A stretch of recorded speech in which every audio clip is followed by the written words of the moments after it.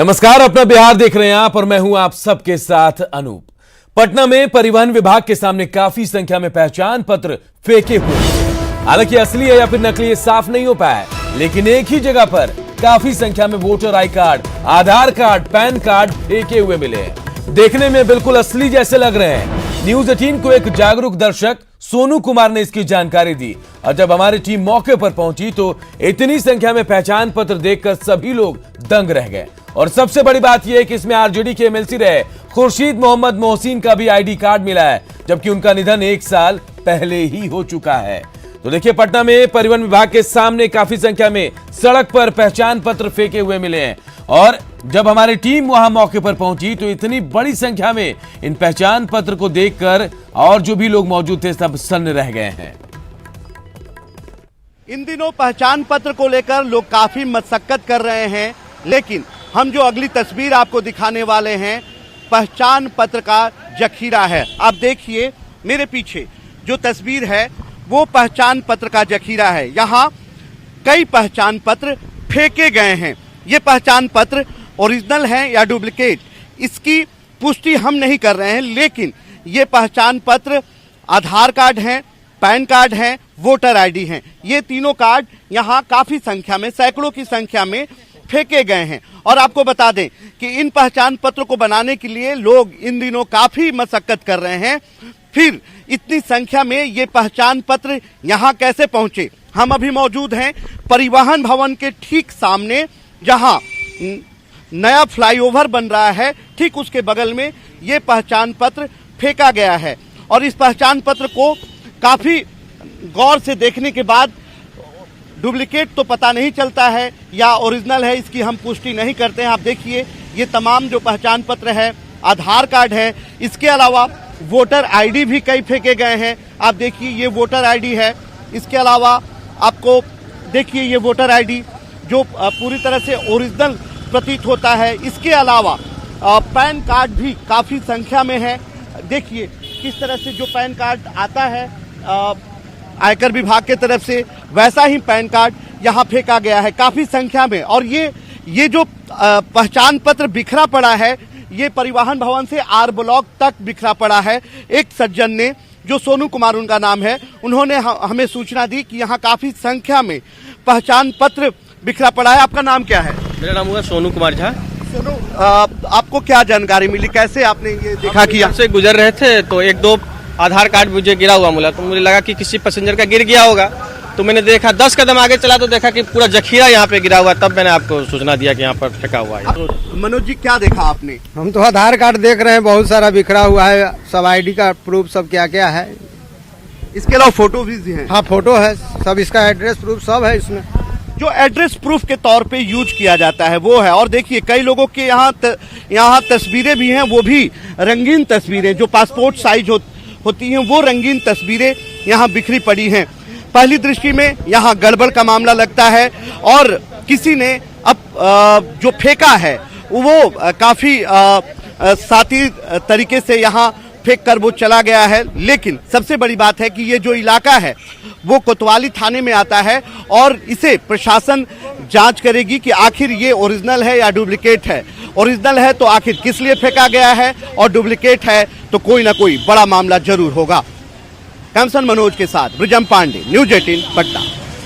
तो देखिए, इतनी भारी संख्या में आधार, पैन कार्ड और पहचान पत्र के फेंके जाने पर बीच सड़क पर अब कई सवाल भी उठ रहे हैं। न्यूज 18 के बीच सवाल हैं और सवाल का जवाब भी बेहद जरूरी। बीच सड़क पर पहचान पत्र फेंकने की साजिश आखिर किसकी है? आखिर अगर साजिश है तो कौन साजिश कर सकता है ऐसा? और अगर ये असली है तो यहाँ पर किस लिए फेंके गए हैं? लापरवाही की बात भी कह सकते हैं। और अगर हम मान लें ये नकली है तो कौन इसका प्रयोग कर रहा था, ये जानना भी बेहद जरूरी है। तो न्यूज 18 के ये तमाम सवाल, इनका जवाब जानना बेहद जरूरी है। ब्रिजम हमारे सहयोगी फोन लाइन पर सीधे हमारे साथ जुड़े हैं। ब्रिजम, बेहद अहम सवाल यही है कि अगर ये असली है तो यहाँ कैसे फेंके गए हैं? यह बड़ी लापरवाही हो सकती है और अगर नकली है तो बड़ा रैकेट हो सकता है। क्या जानकारी मिल पाई ब्रिजम? बिल्कुल, ये आधार और पैन कार्ड साथ ही वोटर आईडी जो लावारिस हालत में फेंके गए हैं, अनूप, कई सवाल खड़े करते हैं। सवाल ये है कि आखिर ये पहचान पत्र कैसे हैं, ये डुप्लीकेट हैं या ओरिजिनल हैं। यदि डुप्लीकेट हैं तो बड़ा रैकेट इस सिलसिले में काम कर रहा होगा और इसे इस तरह से निपटाया गया है। और सबसे आश्चर्य की बात है कि उस वोटर आईडी में खुर्शीद मोहसिन जो दिवंगत एमएलसी हैं आरजेडी के, उनकी भी पहचान उनका भी आधार कार्ड उस लवारिस कार्ड में मिला है। तो ये बड़ी आश्चर्य करने वाली बात है कि किस तरह से ये पूरे आई कार्ड मिले हैं, जिस तरह से ये पूरे पहचान पत्र मिले हैं। कई अहम सवाल अपने पीछे छोड़कर जाते हैं। यदि ये ओरिजिनल है तो आखिर सरकारी महकमा इस तरह से क्यों लापरवाह हो गया, और यदि पूरी आईडी ये डुप्लीकेट है तो एक बड़ा रैकेट इसके पीछे काम कर रहा होगा। कई रंगीन तस्वीरें जो पासपोर्ट साइज की होती हैं वो भी फेंकी गई थी। कई ऐसे एड्रेस जो बॉम्बे के थे, कई नालंदा के थे, और तमाम जगहों के एड्रेस उसमें मिले।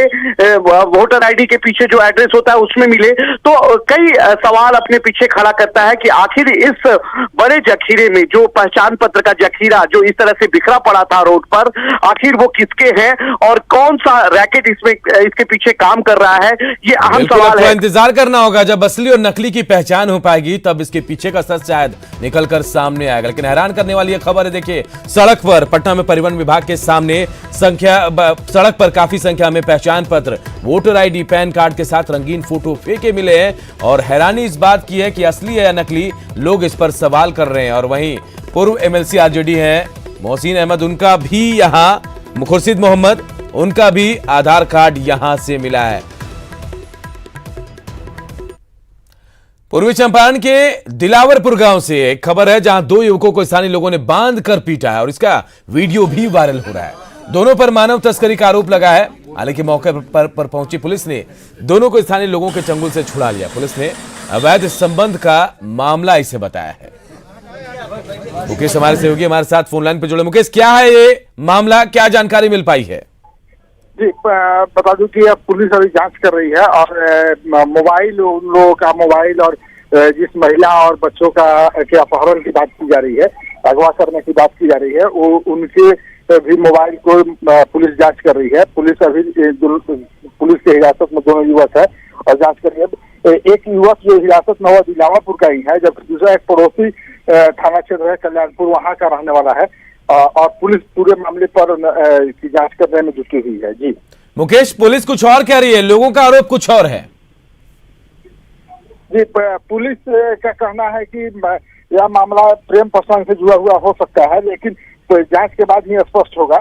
लेकिन स्थानीय लोगों का कहना है कि यह मानव तस्करी और उसे महिला और बच्चों को अगवा करने का मामला है। इस कारण ही दोनों युवक जब पहुंचे गाँव में तो उनसे पकड़ करके बांध करके पिटाई की गई। बाद में पुलिस पहुंची। बहुत बहुत शुक्रिया आपका मुकेश, हमसे इस जानकारी को साझा करने के लिए। इधर बगहा में सुबह से ही तेंदुए को पकड़ने की कोशिश जारी है, लेकिन अब तक इसमें सफलता नहीं मिल पाई है। आपको बता दें कि वाल्मीकि नगर टाइगर रिजर्व से एक तेंदुआ भटक कर रिहायशी इलाके में आ गया और बीती रात तेंदुए ने मदनपुर वन क्षेत्र के सिरसिया गांव में एक जमकर इस तेंदुए ने आतंक मचाया। तेंदुए ने 3 बकरियों का शिकार किया और साथ ही तेंदुए के हमले में 3 लोग जख्मी भी हुए हैं। बताया जा रहा है कि ग्रामीणों ने तेंदुए को घर में कैद कर लिया। उसके बाद से लगातार कोशिश की जा रही है कि तेंदुए को वन विभाग की तरफ से रेस्क्यू कर लिया जाए।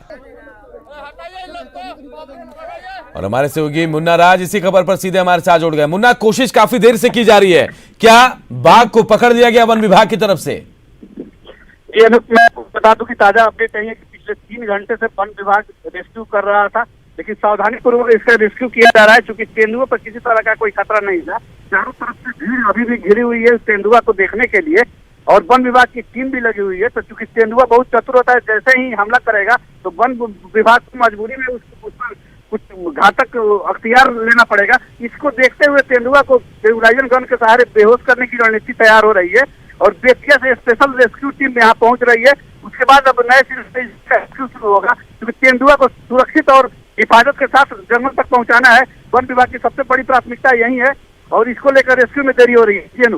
बिल्कुल, तो देखिए कोशिश यही कर रही है वन विभाग की टीम कि किसी तरह सुरक्षित तेंदुए को बाहर निकाल लिया जाए और 3 घंटे से कोशिश की जा रही है। ट्रैंकुलाइज किया जा सकता है तेंदुए को, उसके बाद उसे बाहर रेस्क्यू किया जाएगा। बहुत बहुत शुक्रिया आपका इस तमाम जानकारी के लिए।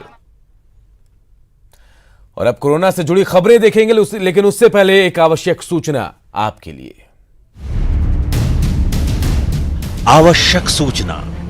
कोरोना वायरस पूरी दुनिया में फैल चुका है। कई देशों को कोरोना ने अपनी चपेट में ले लिया है। इसलिए सावधानी ही सबसे बड़ा बचाव है।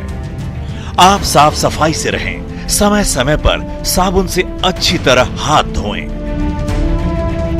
भीड़ भाड़ से दूर रहें। आपको खांसी होती है, छींक आती हो, बुखार हो, सांस लेने में दिक्कत हो रही हो, तो आप किसी दूसरे व्यक्ति के संपर्क में बिल्कुल ना आए।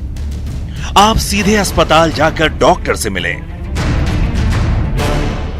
आप अगर किसी ऐसे देश से आए हों जहां कोरोना वायरस का संक्रमण है, तो आप छुपाए नहीं, बताएं। आपको अगर संक्रमण है तो बिना देर किए लोगों के संपर्क से दूर हो जाएं और तुरंत अपना इलाज कराएं। कोरोना से डरना नहीं, कोरोना को हराना है।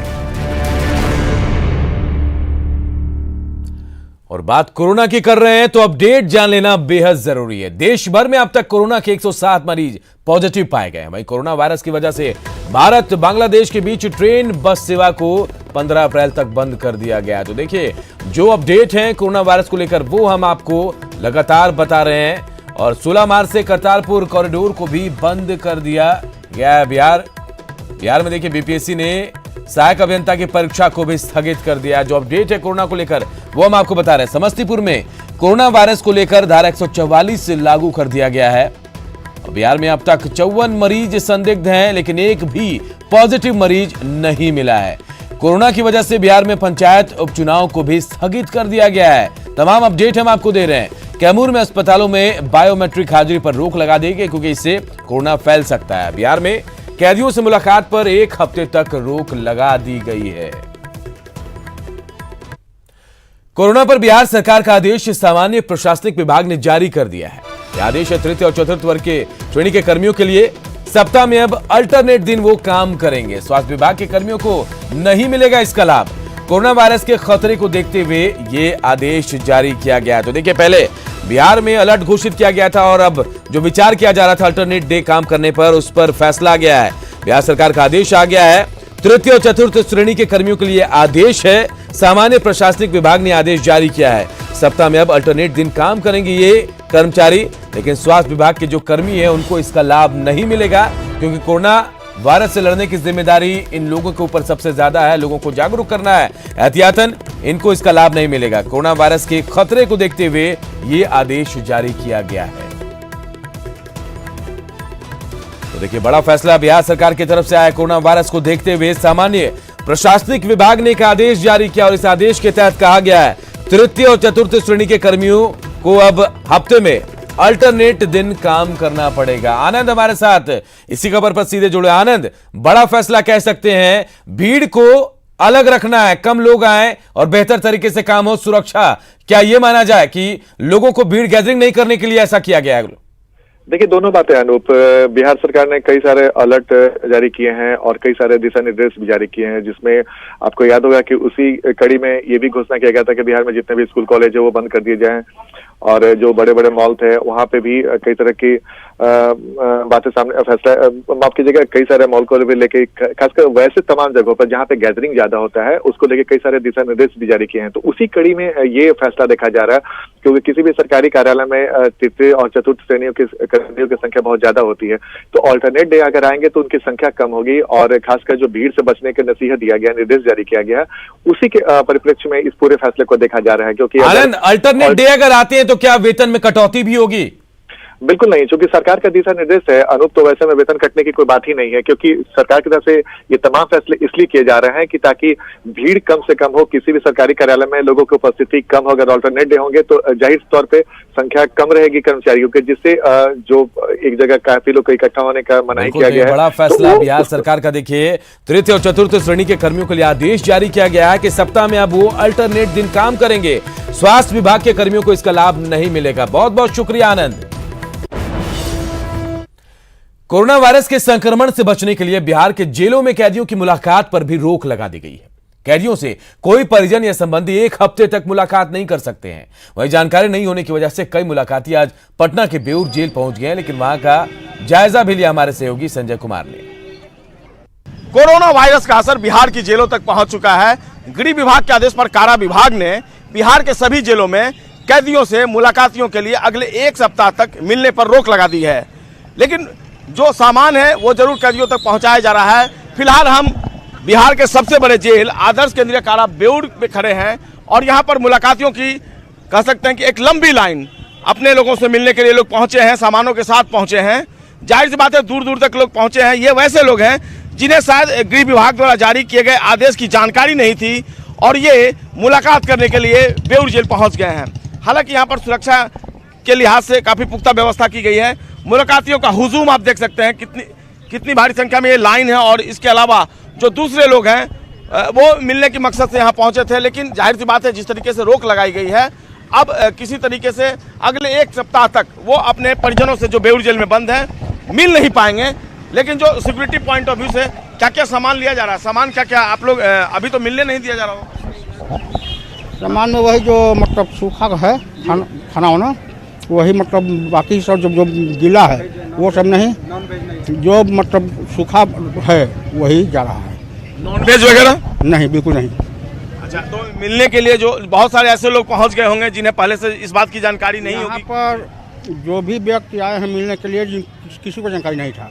अब बहुत भीड़ था यहाँ पे, इसलिए यहाँ पर उसको भीड़ के देखते हुए मतलब ये हुआ कि मतलब मुलाकाती नहीं होगा लेकिन सामान लिया जाए। एक तस्वीर देख लें, काफी पुख्ता व्यवस्था की गई है, सामानों की बारीकी से जांच की जा रही है। एक एक जो लोग हैं जिन सामानों के साथ पहुंचे और केवल जो सूखे सामान है वो लिया जा रहा है, जो सूखा सामान है वो लिया जा रहा है। और जाहिर सी बात है अब जो लोग हैं उन्हीं से हम बात कर लेते हैं, वो यहाँ पहुंचे जरूर हैं।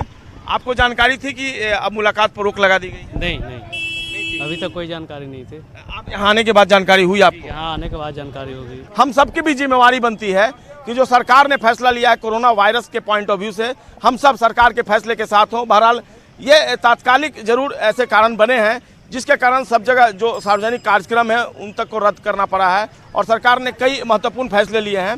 अब ऐसे में बिहार के जेलों में जिस तरीके से ये व्यवस्था की गई है, तो ऐसे में जो लोग हैं जो यहाँ पहुँच रहे हैं वो सब इस फैसले से थोड़े अचंभित जरूर हैं, लेकिन हम सब की रिस्पॉन्सिबिलिटी बनती है कि सरकार का जो फैसला है एक अहम फैसला है और हम सबको इसमें सरकार का साथ देना चाहिए। जो प्रशासनिक फैसला है उसके साथ खड़ा होना चाहिए। कैमरा पर्सन दीपक के साथ संजय कुमार, न्यूज़ 18 पटना।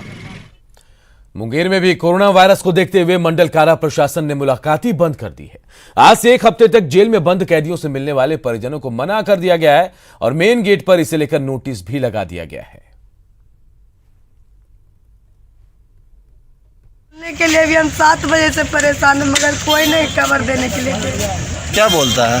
बोलता है नहीं, वेट भी नहीं करने देंगे, जाइए हम खबर कर देंगे अंदर।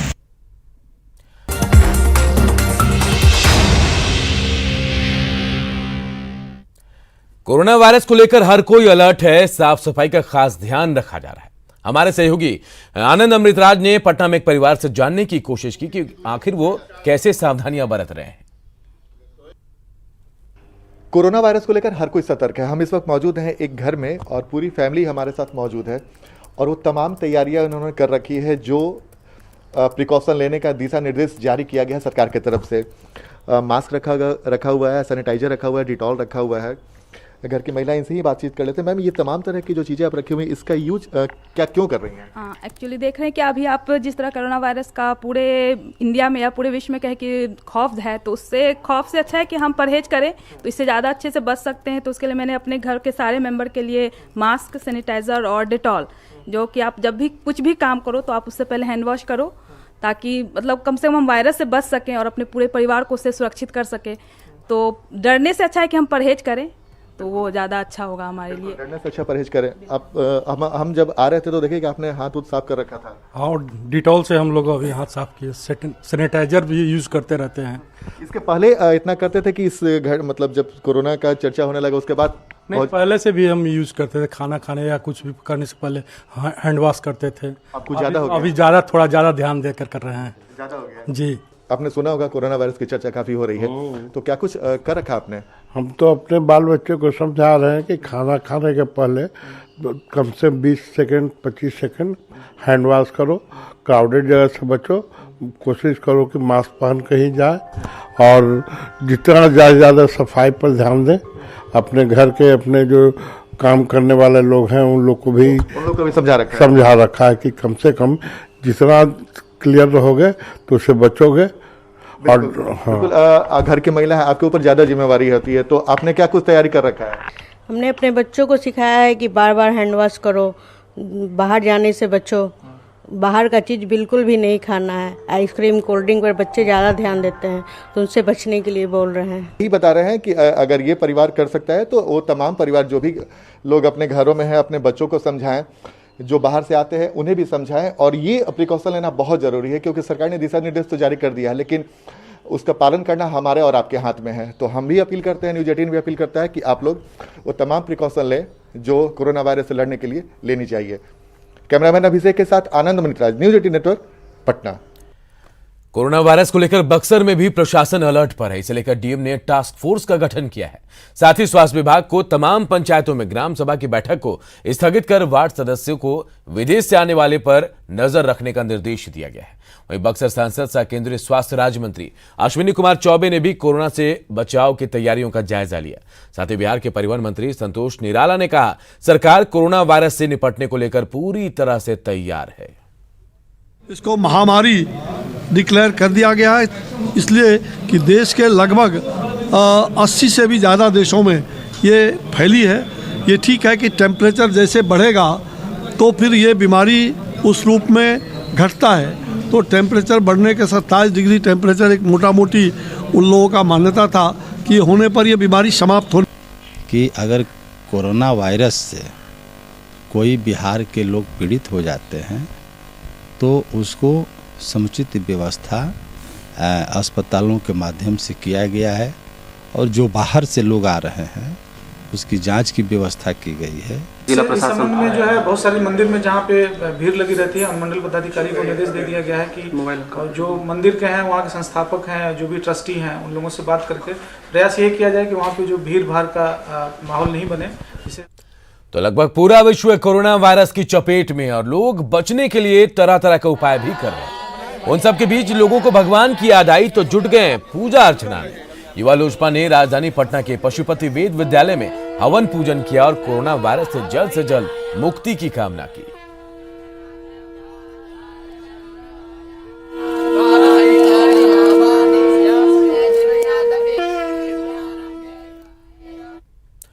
और अपना बिहार के इस बुलेटिन में इतना ही। आगे है जोहार झारखंड।